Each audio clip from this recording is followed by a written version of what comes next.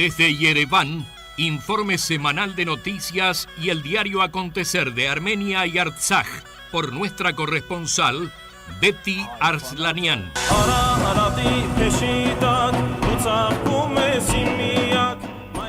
Muy bien, y es momento de darle la bienvenida a Betty Arslanian directo desde Armenia con su resumen semanal de noticias. Betty, buenas noches para vos, ¿cómo estás? Hola José, hola Cari, buenas tardes a toda nuestra audiencia, muy contenta de estar aquí nuevamente con ustedes en una semana que digamos que se definió todo lo que quedaba por definir en este nuevo gobierno liderado por el primer ministro Nikol Pashinyan, que fue conformado, como sabemos, a partir de las elecciones parlamentarias anticipadas, ¿no? Y estoy hablando de dos hechos importantes, que son el plan de gobierno para los próximos 5 años, es decir, desde este año hasta el 2026, y finalmente el Ministerio de Asuntos Exteriores ya tiene a su ministro nombrado, ¿no? En cuanto al primer punto, el primer ministro presentó el programa de gobierno y garantizó que se va a prestar especial atención a los desafíos de seguridad nacional. Y con esto manifestó que los principales objetivos serían la protección de la soberanía, la integridad territorial de Armenia y una solución justa al conflicto de Artsaj. Dijo que en estos 5 años se va a ampliar las responsabilidades de las tropas fronterizas y que se va a establecer un servicio de inteligencia externo en Armenia. Este programa de gobierno también fue discutido y aprobado en la Asamblea Nacional, es decir, en el Parlamento de Armenia.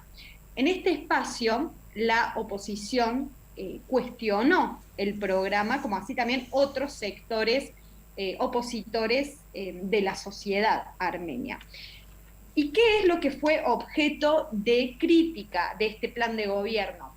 Algunas voces cuestionaron este programa porque en ningún lugar del programa se menciona Artsaj como república de Artsaj, poniendo bajo un signo de pregunta lo que pasaría con Artsaj de acá a 5 años.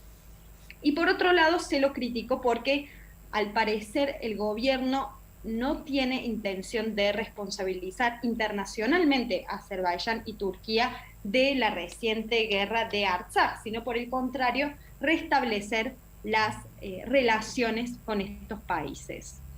Otro de los planes de este gobierno que fueron también fuertemente cuestionados, fue la reducción de la duración del servicio militar obligatorio debido al crecimiento del servicio por contrato, ¿no? O sea, los soldados profesionales. O sea, que el servicio militar para varones a partir de los 18 años, que actualmente dura 2 años, duraría menos y así aumentaría la cantidad de soldados profesionales, ¿no? Mira. Esta actividad en el ámbito doméstico tuvo lugar esta semana en un contexto donde las agresiones por parte de Azerbaiyán continuaron en diferentes frentes. Lamentablemente esta semana Armenia registró 2 pérdidas de soldados a causa del fuego de las tropas azeríes. El primer soldado, llamado Bahan Tatosian, recibió una herida de bala en el abdomen en la mañana del 16 de agosto en Yeraz, es decir, en la frontera con Najicheván, y murió lamentablemente camino al hospital.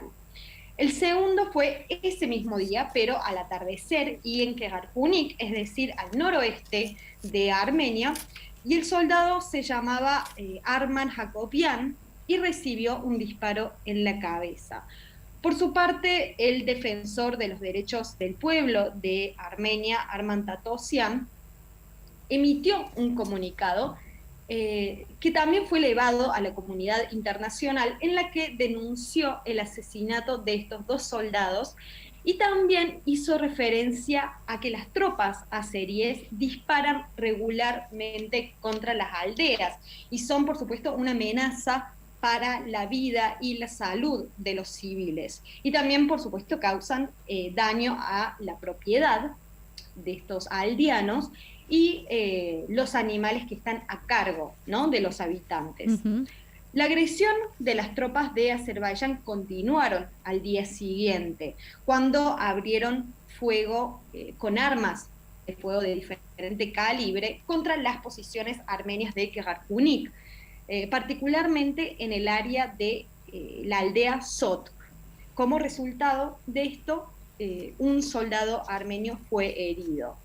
Ahí en Sot funciona la mina de oro y según la información recibida, los trabajadores de allí fueron evacuados debido a los tiroteos. Por su parte, el Ministerio de Asuntos Exteriores condenó enérgicamente estas acciones de provocación por la parte azerí, que claramente tienen como objetivo aumentar la escalada de violencia y evitar que reanuden las conversaciones de paz bajo el auspicio de los copresidentes del grupo Minsk de la OSCE. Por otro lado, como mencioné anteriormente, esta semana fue asignado el ministro de Asuntos Exteriores de Armenia, que es Ararat Mirzoyan. Seguramente su nombre resulte familiar, ya que fue presidente de la Asamblea Nacional a lo largo de estos 3 años pasados del gobierno de Nikol Pashinyan. Y si recuerdan, él fue también severamente golpeado esa noche del 9 de noviembre cuando se anunció el acuerdo de fin de la guerra. Él estaba pasando, creo que con su vehículo, no recuerdo bien, por el centro de Yerevan y un grupo de protestantes lo golpeó fuertemente y luego, bueno, fue operado y así se recuperó, ¿no? Y como si fuera poco, bueno, también hace un tiempo se lo acusó de ser un agente secreto turco, esto hace un tiempo, ¿no? Que luego habría sido contratado por el Servicio de Seguridad Nacional de Armenia y así fue un agente doble. Esto, bueno, según las acusaciones, por supuesto, no hay nada oficial respecto a esto. Pero lo que sí es cierto es que Ararat Mirzoyan es una de las personas de mayor confianza del primer ministro Nikol Pashinyan y que fue incluso uno de los fundadores de su partido desde el comienzo, ¿no? Estuvo junto a él. Y ya que estamos en el ámbito de la política exterior, habíamos anunciado el domingo pasado que el canciller uruguayo Francisco Bustillo iba a venir a Armenia en una visita oficial. Seguramente ya fue informado por Audición Gomidas, pero déjenme mencionar brevemente las cuestiones más importantes de esta visita. En primer medida, que Bustillo anunció que se abriría una embajada de Uruguay en Armenia como resultado de estos 30 años de relaciones diplomáticas entre ambos países. En segundo término, la verdad que en estos 2 días tuvo muchísimos encuentros, ¿no? Primero con el primer ministro Nikol Pashinyan, también con su par, el entonces ministro de Asuntos Exteriores Armen Grigorian, con el ministro de Industria de Alta Tecnología Bahattin Khachaturian, con el presidente de la Asamblea Nacional Alen Simonian y con la comunidad de uruguayos viviendo en Armenia. Y también visitó, bueno, el Memorial del Genocidio Armenio en Sternagapert y el Centro Tecnológico TUMO. También firmó un acuerdo educativo con la Universidad Estatal Brusov de Lenguas, con el cual, bueno, los estudiantes y los profesores pueden realizar visitas mutuas y pueden intercambiar clases de armenio en la Universidad del Uruguay. Todo esto acontece en un contexto en el cual el COVID está haciendo de las suyas y ha incrementado bastante, bueno, los casos de contagio en Armenia. En los últimos días se estuvo registrando alrededor de 500 casos por día en todo el país. Y debido a este incremento han vuelto algunas restricciones y cuidados como por ejemplo, bueno, el uso de barbijo en espacios cerrados, las desinfecciones obligatorias y, bueno, y otros cuidados específicos para comercios. Por último, yéndonos a Artsaj, la semana pasada habíamos informado sobre los problemas de suministro de agua potable en Stepanakert, la capital de Artsaj. Esta semana se realizó una reunión presidida por el secretario del Consejo de Seguridad de Artsaj, Vitaly Balazanian, para tratar este problema.